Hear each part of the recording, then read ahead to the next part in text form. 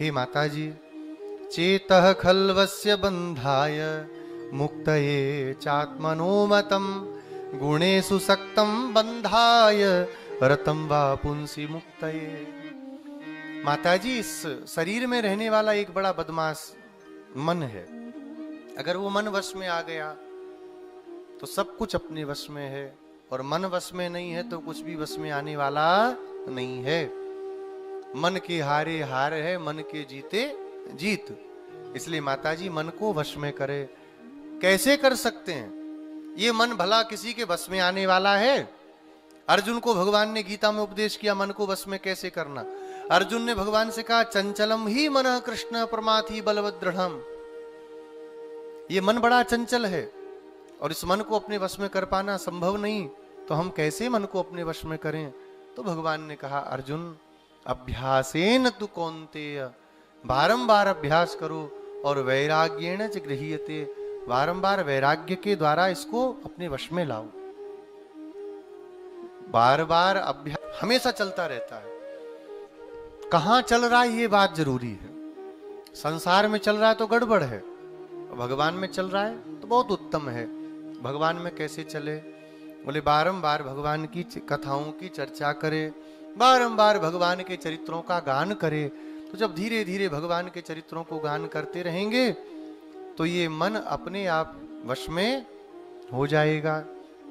भगवान ने उपदेश दिया, सृष्टि के क्रम को भी बताया, बहुत बड़ा विस्तार है तृतीय स्कंद में। और जीव की उत्पत्ति कैसे होती है, कैसे पिता के तेज से माता के गर्भ में बालक जन्म लेता है, उल्टा लटका रहता है, और फिर भगवान को रो रो के पुकारता है, प्रभु इस माँ के गर्भ से मुझे मुक्त कर दीजिए, अब आपका भजन करूंगा, अब आपका चिंतन करूंगा। करता क्या है? जो मन में आता करता फिर वही है। फिर भगवान से झूठ बोलता, धोखा देता भगवान को। गर्भ स्तुति है जीव की।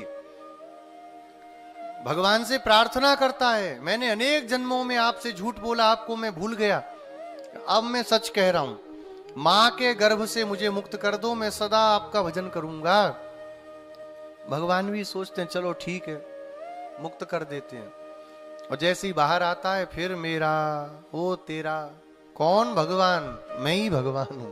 ईश्वरो हम भोगी, सिद्धो हम बलवान सुखी। ये तो व्यर्थ के लोगों का काम है, जिन पे कोई काम धाम नहीं, भगवान भगवान करे बैठे रहते। पुरुषार्थ करो।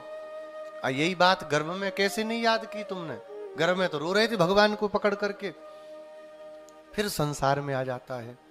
कब तक ऐसी बातें करता? बोले जब तक शरीर में बल रहता है। उसके बाद क्या होता है? कपिल देव भगवान कहते माता जी उसके बाद शरीर शिथिल पड़ने लगता है, वृद्धावस्था आने लगती है, धीरे धीरे धीरे धीरे दुर्बल हो जाता है, गर्दन हिलने लगती है, मुंह के सारे दांत बाहर आ जाते हैं।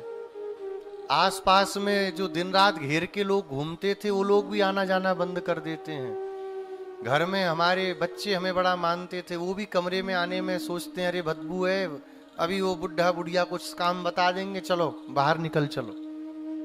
ये आ जाता है समय।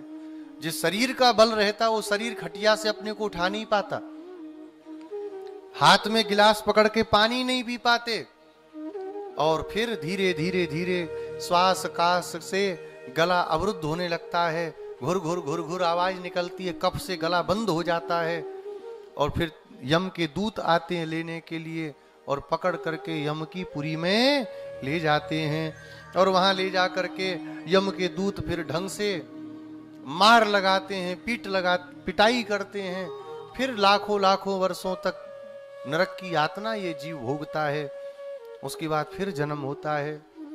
पुनरपि जननम पुनरपि मरणम पुनरपि जननी जठरे शयनम। यही करते करते करते अनेक जन्म इस जीव के माताजी बीत गए।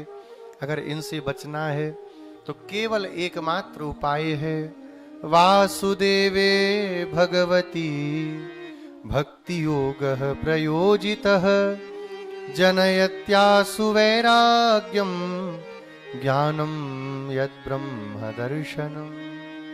भगवान वासुदेव के चरणों की भक्ति प्राप्त करे, उस भक्ति के द्वारा शीघ्र ही वैराग्य प्रकट होता है। जब भक्ति करने लगते हैं तो देखो वैराग्य होगा कि नहीं। जो भोग नहीं लग सकता वो खाएंगे नहीं, भगवान को ये प्रिय नहीं तो वहां जाएंगे नहीं, ये भगवान को करने पे अच्छा नहीं लगेगा तो कुकर्म भी नहीं करेंगे। तो क्या होगा, धीरे धीरे वैराग्य हो जाएगा, और वैराग्य के द्वारा फिर ज्ञान प्राप्त होगा। वो विशुद्ध ज्ञान भगवान का दर्शन कराने वाला होगा।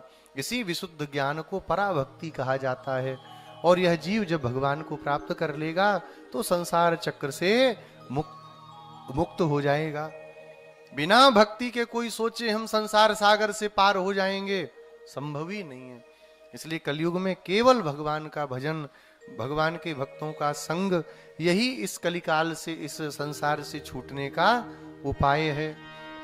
भगवान के चरणों में थोड़ा भी प्रेम हो जावे, भगवान के भक्तों का थोड़ा भी संग हो जावे, तो अपने आप जीवन सफल हो जाता है।